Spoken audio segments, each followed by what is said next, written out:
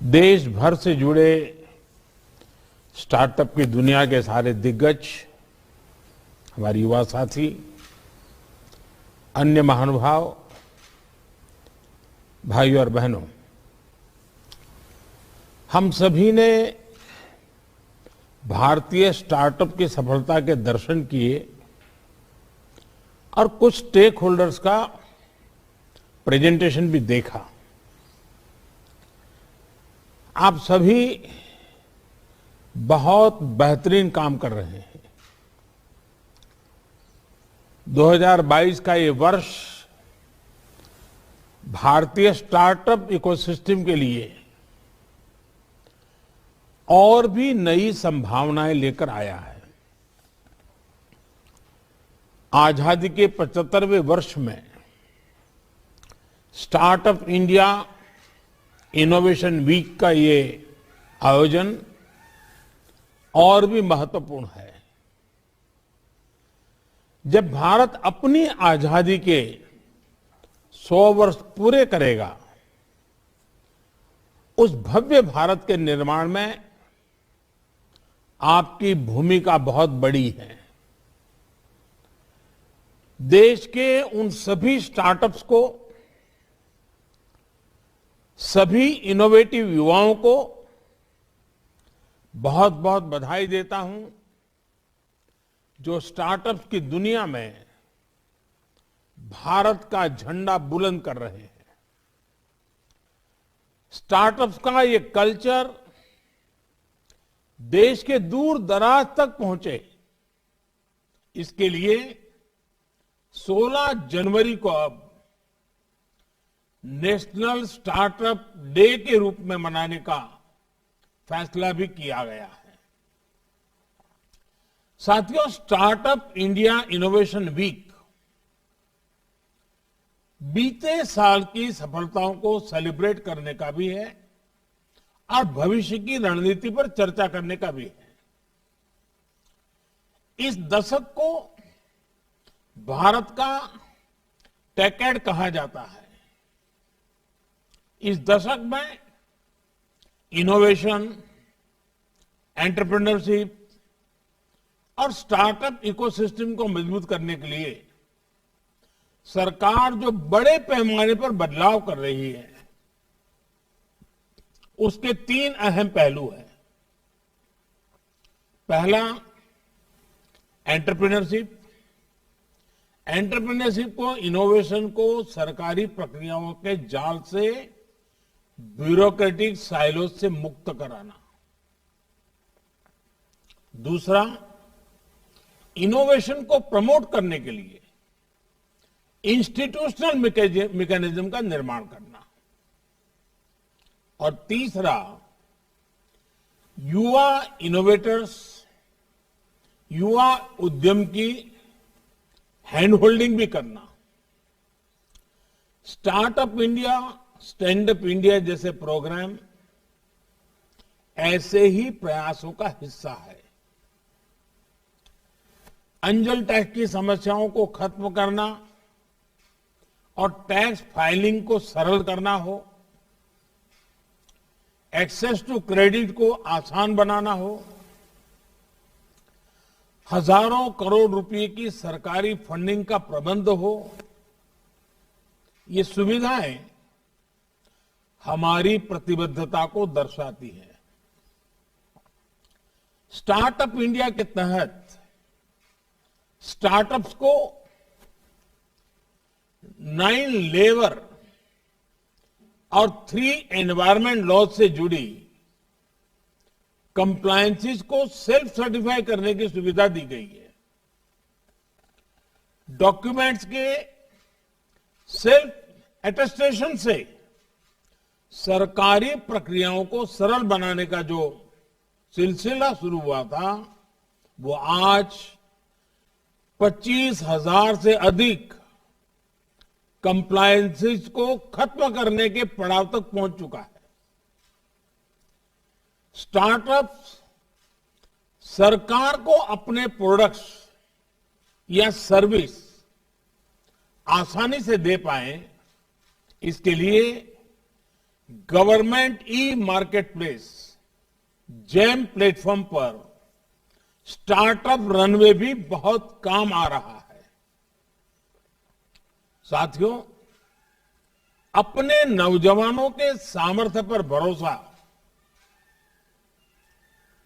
उनकी क्रिएटिविटी पर भरोसा किसी भी देश की प्रगति का अहम आधार होता है। भारत आज अपने युवाओं के इस सामर्थ्य को पहचानते हुए नीतियां बना रहा है, निर्णय लागू कर रहा है। भारत में 1000 से ज्यादा यूनिवर्सिटीज हैं, 11,000 से ज्यादा स्टैंड एलोन इंस्टीट्यूशंस हैं,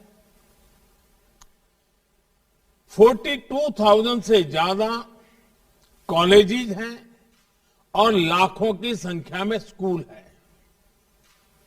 ये भारत की बहुत बड़ी ताकत है।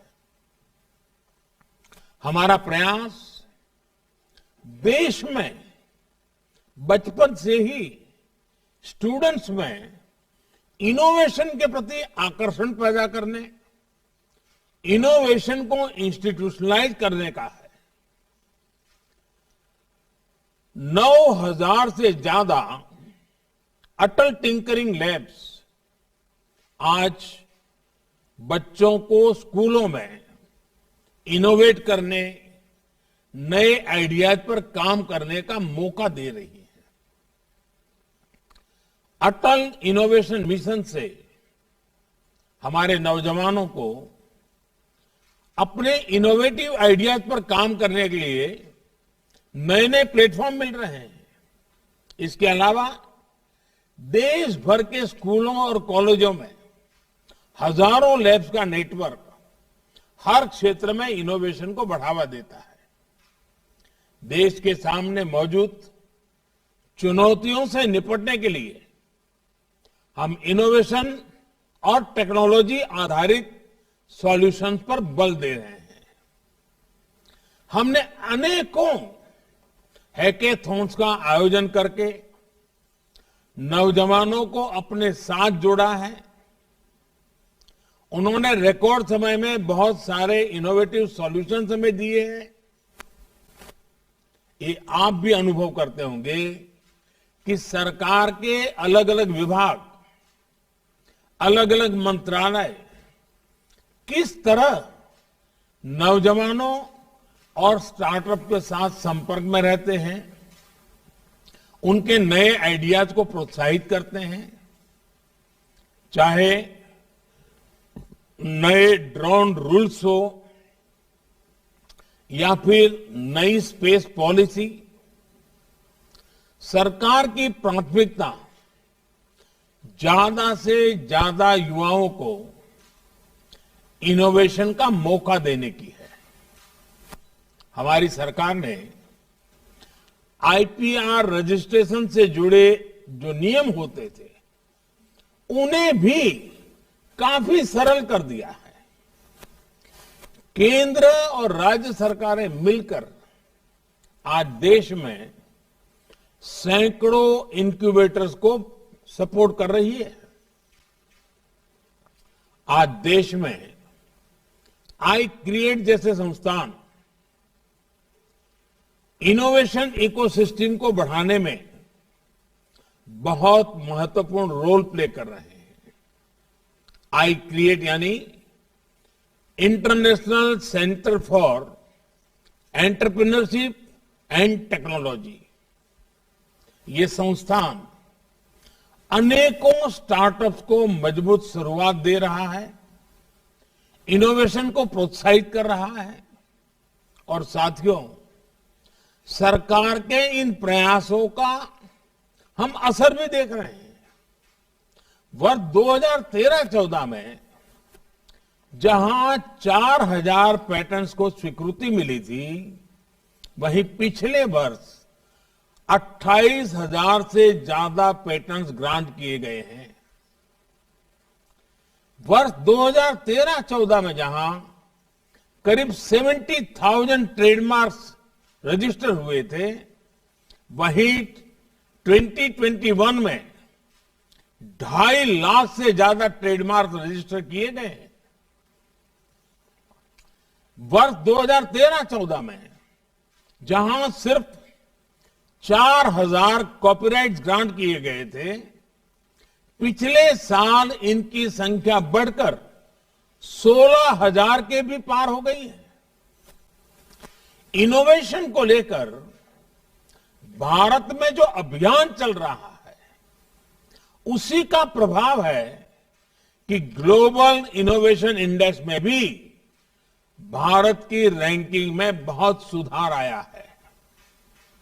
वर्ष 2015 में इस रैंकिंग में भारत 81 नंबर पर रुका पड़ा था। अब इनोवेशन इंडेक्स में भारत 46 नंबर पर है, 50 से नीचे आया है। साथियों, भारत का स्टार्टअप इकोसिस्टम आज दुनिया में अपना परचम लहरा रहा है। ये भारत के स्टार्टअप इकोसिस्टम की ताकत है कि वो पैशन से, सिंसियरिटी से और इंटीग्रिटी से भरा हुआ है।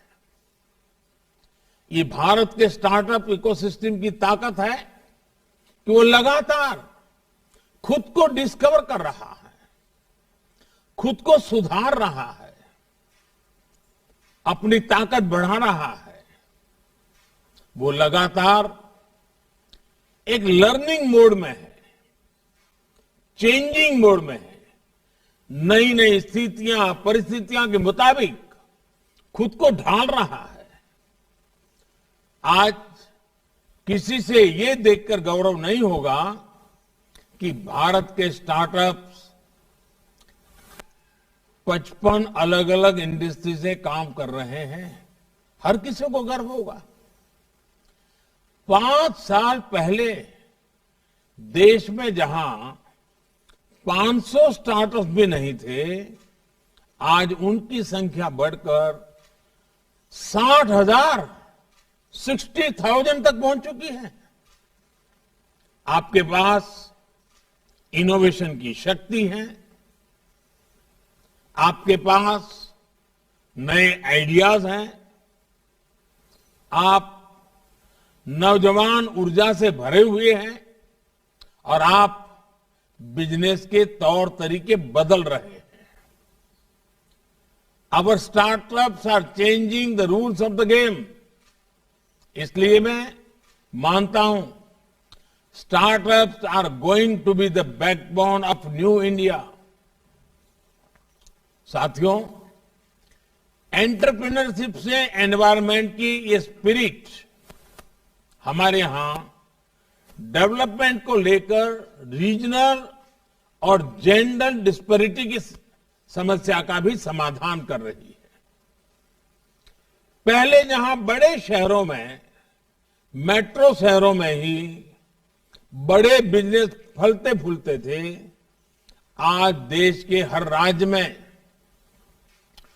625 से अधिक जिलों में कम से कम एक स्टार्टअप है। आज करीब आधे स्टार्टअप्स टियर 2 और टियर 3 सिटीज में है। ये सामान्य गरीब परिवारों के युवाओं के आइडिया को बिजनेस में बदल रहे हैं। इन स्टार्टअप्स में आज लाखों युवाओं को रोजगार मिल रहा है। साथियों, जिस स्पीड और जिस स्केल पर आज भारत का युवा स्टार्टअप बना रहा है, वो वैश्विक महामारी के इस दौर में भारतीयों की प्रबल इच्छा शक्ति और संकल्प शक्ति का प्रमाण है। पहले बेहतरीन से बेहतरीन समय में भी इक्का दुक्का कंपनियां ही बड़ी बन पाती थी, लेकिन बीते साल तो 42 यूनिकॉर्न, 42 यूनिकॉर्न हमारे देश में बने हैं। हजारों करोड़ रुपए की ये कंपनियां आत्मनिर्भर होते आत्मविश्वासी भारत की पहचान है। आज भारत तेजी से यूनिकॉर्न की सेंचुरी लगाने की तरफ बढ़ रहा है और मैं मानता हूं भारत के स्टार्टअप्स का स्वर्णिम काल तो अब शुरू हो रहा है। भारत की जो विविधता है वो हमारी बहुत बड़ी ताकत है। हमारी डायवर्सिटी हमारी ग्लोबल आइडेंटिटी है। हमारे यूनिकॉर्न्स और स्टार्टअप्स इसी डायवर्सिटी के मैसेंजर हैं। सिंपल डिलीवरी सिस्टम से लेकर सर्विस से लेकर पेमेंट सॉल्यूशन और कैब सर्विस तक आपका विस्तार बहुत बड़ा है। आपके पास भारत में ही डाइवर्स मार्केट्स, डाइवर्स कल्चर्स और उसमें काम करने का इतना बड़ा अनुभव है। इसलिए भारत के स्टार्टअप खुद को आसानी से दुनिया के दूसरे देशों तक पहुंचा सकते हैं। इसलिए आप अपने सपनों को सिर्फ लोकल न रखें, ग्लोबल बनाएं। इस मंत्र को याद रखिए, let us innovate for India, innovate from India. साथियों, आजादी के अमृत काल में ये सबके लिए जुट जाने का समय है। ये सबका प्रयास से लक्ष्यों की तरफ बढ़ने का समय है। मुझे खुशी हुई जब एक ग्रुप ने पीएम गति शक्ति नेशनल मास्टर प्लान को लेकर अहम सुझाव दिया। गति शक्ति प्रोजेक्ट में जो एक्स्ट्रा स्पेस है उसका उपयोग ईवी चार्जिंग इंफ्रास्ट्रक्चर के निर्माण के लिए किया जा सकता है। इस मास्टर प्लान में आज ट्रांसपोर्ट, पावर, टेलीकॉम सहित पूरे इंफ्रास्ट्रक्चर ग्रिड को सिंगल प्लेटफॉर्म पर लाया जा रहा है। मल्टी मॉडल और मल्टीपर्पज एसेट्स के निर्माण के इस अभियान में आपकी भागीदारी बहुत जरूरी है। इससे हमारे मैन्युफैक्चरिंग सेक्टर में नए चैंपियंस के निर्माण को भी बल मिलेगा। Defence manufacturing, cheap manufacturing, clean energy और ड्रोन टेक्नोलॉजी से जुड़े अनेक सेक्टर्स में देश के एम्बिशियस प्लान्स आपके सामने हैं। हाल में नई ड्रोन पॉलिसी लागू होने के बाद देश और दुनिया के अनेक इन्वेस्टर्स ड्रोन स्टार्टअप में इन्वेस्ट कर रहे हैं। आर्मी, नेवी और एयरफोर्स की तरफ से करीब 500 करोड़ रुपए के ऑर्डर ड्रोन कंपनियों को मिल चुके हैं।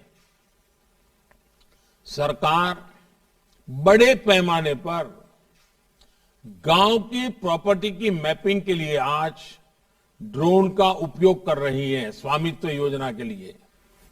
अब तो दवाओं की होम डिलीवरी और एग्रीकल्चर में ड्रोन के उपयोग का दायरा बढ़ रहा है। इसलिए इसमें बहुत संभावनाएं हैं। साथियों, तेजी से होता हमारा शहरीकरण भी एक बहुत बड़ा फोकस एरिया है। आज अपने मौजूदा शहरों को डेवलप करने और नए शहरों के निर्माण के लिए बहुत बड़े स्तर पर काम चल रहा है। अर्बन प्लानिंग, हमें बहुत काम करना है उस क्षेत्र में। इसमें भी हमें ऐसे वॉक टू वर्क कंसेप्ट और इंटीग्रेटेड इंडस्ट्रियल एस्टेट का निर्माण करना है, जहां श्रमिकों के लिए, मजदूरों के लिए बेहतर अरेंजमेंट्स हो। अर्बन प्लानिंग में नई संभावनाएं आपका इंतजार कर रही हैं। जैसे यहां एक ग्रुप ने बड़े शहरों के लिए नेशनल साइकिलिंग प्लान और कार फ्री जोन्स की बात रखी। ये शहरों में सस्टेनेबल लाइफस्टाइल को प्रमोट करने के लिए बहुत जरूरी है। आपको मालूम होगा, मैं जब COP26 की समिट में गया था, तब मैंने एक मिशन लाइफ की बात कही है। और ये लाइफ का मेरा जो कंसेप्ट है वो ये है कि लाइफस्टाइल फॉर एनवायरमेंट लाइफ। और मैं मानता हूं कि हमने लोगों में उन चीजों को लाने के लिए टेक्नोलॉजी का कैसे उपयोग करें, जैसे एक P3 मूवमेंट आज अनिवार्य है। Pro planet people, P3 movement. हमें जब तक जन सामान्य को एनवायरमेंट के लिए जागरूक नहीं करेंगे, ग्लोबल वार्मिंग की खिलाफ की जो लड़ाई है उसके सिपाही नहीं बनाएंगे, हम इस लड़ाई को जीत नहीं सकते हैं। और इसलिए भारत मिशन लाइफ को लेकर के अनेक विध देशों को अपने साथ जोड़ने की दिशा में काम कर रहा है। साथियों, स्मार्ट मोबिलिटी से शहरों का जीवन भी आसान होगा और कार्बन एमिशन के हमारे टारगेट्स को अचीव करने में भी मदद मिलेगी। साथियों, दुनिया के सबसे बड़े मिलेनियल मार्केट के रूप में अपनी पहचान को भारत लगातार सशक्त कर रहा है। मिलेनियल आज अपने परिवारों की समृद्धि और राष्ट्र की आत्मनिर्भरता दोनों के आधार हैं। रूरल इकोनॉमी से लेकर इंडस्ट्री 4.0 तक हमारी जरूरतें और हमारा पोटेंशियल दोनों असीमित है। फ्यूचर टेक्नोलॉजी से जुड़े रिसर्च और डेवलपमेंट पर इन्वेस्टमेंट आज सरकार की प्राथमिकता है। लेकिन बेहतर होगा कि इंडस्ट्री भी इसमें अपना योगदान, अपना दायरा बढ़ाए। साथियों, 21वीं सदी के इस दशक में आपको एक बात और ध्यान रखनी है। देश में भी बहुत बड़ा मार्केट तो अब खुल रहा है। हमने डिजिटल लाइफस्टाइल में अब जाकर कदम रखा है। अभी तो हमारी करीब आधी आबादी ही ऑनलाइन हुई है। जिस स्पीड से, जिस स्केल पर, जिस कीमत में आज गांव गांव, गरीब से गरीब तक सरकार डिजिटल एक्सेस देने के लिए काम कर रही है, उससे बहुत कम समय में भारत में करीब 100 करोड़ इंटरनेट यूजर होने वाले हैं। जैसे जैसे दूर सुदूर क्षेत्रों में लास्ट माइल डिलीवरी सशक्त हो रही है, वैसे वैसे ग्रामीण मार्केट और ग्रामीण टैलेंट का बड़ा पुल भी बनता जा रहा है। इसलिए मेरा भारत के स्टार्टअप से आग्रह है कि गांव की तरफ भी बढ़ें। ये अवसर भी है और चुनौती भी। मोबाइल, इंटरनेट, ब्रॉडबैंड कनेक्टिविटी हो या फिजिकल कनेक्टिविटी, गांव की आकांक्षाएं आज बुलंद हो रही हैं। रूरल और सेमी अर्बन एरिया एक्सपांशन की नई वेव की राह देख रहे हैं। स्टार्टअप कल्चर ने आइडिया को जिस प्रकार डेमोक्रेटाइज किया है, उसने महिलाओं और लोकल बिजनेस को एम्पावर किया है। आचार पापड़ से लेकर हैंडीक्राफ्ट तक अनेक लोकल प्रोडक्ट्स का दायरा आज व्यापक रूप से बढ़ा है। जागरूकता बढ़ने से लोकल के लोग, उसके लिए लोग वोकल हो रहे हैं। और अभी जब हमारे जयपुर के साथी ने, कार्तिक ने, लोकल को ग्लोबल की बात कही और उन्होंने वर्चुअल टूरिज्म की बात कही, मैं आग्रह करूंगा आप जैसे साथियों को कि आजादी के 75 साल हो रहे हैं। क्या आप देश के स्कूल कॉलेज के बच्चों का एक कंपटीशन करें और वे अपने जिले में, अपने शहर में आजादी से जुड़ी जो घटनाएं हैं, जो स्मारक है, इतिहास के जो पन्ने हैं, उसका वर्चुअल क्रिएटिव वर्क करें और आप जैसे स्टार्टअप उसको कंपाइल करें और आजादी के 75 साल निमित्त वर्चुअल टूर के लिए देश को निमंत्रित किया जाए। आजादी के अमृत महोत्सव में स्टार्टअप दुनिया का एक बहुत बड़ा कंट्रीब्यूशन होगा। तो आपका विचार अच्छा है, उस विचार को किस रूप में लाया जाए उसकी अगर आप शुरुआत करेंगे तो मैं पक्का मानता हूं कि इसको हम आगे बढ़ा सकते हैं। साथियों, कोविड लॉकडाउन के दौरान हमने देखा है कि लोकल स्तर पर कैसे छोटे छोटे इनोवेटिव मॉडल्स ने लोगों का जीवन आसान किया है। छोटे लोकल बिजनेस के साथ कोलैबोरेशन का एक बहुत बड़ा अवसर स्टार्टअप्स के पास है। स्टार्टअप्स इन लोकल बिजनेस को एम्पावर कर सकते हैं, एफिशिएंट बना सकते हैं। छोटे बिजनेस देश के विकास की रीढ़ है और स्टार्टअप्स नए गेम चेंजर है। ये साझेदारी हमारे समाज और इकोनॉमी दोनों को ट्रांसफॉर्म कर सकती है। विशेष रूप से विमेन एम्प्लॉयमेंट को इससे बहुत बल मिल सकता है। साथियों, यहां एग्रीकल्चर से लेकर हेल्थ, एजुकेशन, टूरिज्म सहित हर सेक्टर में सरकार और स्टार्टअप की साझेदारी को लेकर अनेक सुझाव आए हैं। जैसे एक सुझाव आया था कि हमारे यहां जो दुकानदार है वो उसकी जो कैपेबिलिटी उसका मुश्किल से 50-60% उपयोग कर पा रहा है और उन्होंने एक डिजिटल सॉल्यूशन दिया ताकि उसको पता रहे कि कौन सा सामान खाली हो गया है, कौन सा लाना है वगैरह। मैं आपको एक सुझाव दूंगा, आप उस दुकानदार को उसके जो ग्राहक है उसके साथ भी जोड़ सकते हैं। तो दुकानदार ग्राहक को सूचना कर सकता है कि आपकी ये 3 चीजें 3 दिन के बाद खाली हो जाने वाली हैं। आपके घर में ये 7 चीजें 5 दिन के बाद खाली हो जाने वाली है। उसको मैसेज जाएगा तो घर वाले जो हैं उनको भी डिब्बे नहीं खगालने पड़ेंगे किचन में कि सामान है कि नहीं है, फलाना है कि नहीं, टिकना है कि नहीं है। ये आपका दुकानदार ही उसको मैसेजिंग कर सकता है एंड आप इसको बहुत बड़ा प्लेटफॉर्म के रूप में भी कन्वर्ट कर सकते हैं। सिर्फ दुकान की एफिशिएंसी नहीं, परिवार की रिक्वायरमेंट के लिए भी उनको दिमाग खपाना नहीं पड़ेगा। आपका मैसेज ही चले जाएगा कि आपकी हल्दी 1 महीने के लिए ले गए थे, 3 दिन के बाद खत्म होने वाली है। तो आपको बाजार एक बहुत बड़ा आप एग्रीगेटर बन सकते हैं, आप एक बहुत बड़ा ब्रिज बन सकते हैं। साथियों, मैं आपको आश्वस्त करता हूं कि युवाओं के हर सुझाव, हर आइडिया, हर इनोवेशन को सरकार का पूरा सपोर्ट मिलेगा।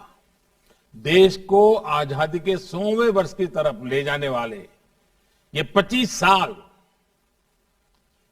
साल बहुत महत्वपूर्ण है दोस्तों, और आपके लिए सर्वाधिक महत्वपूर्ण है।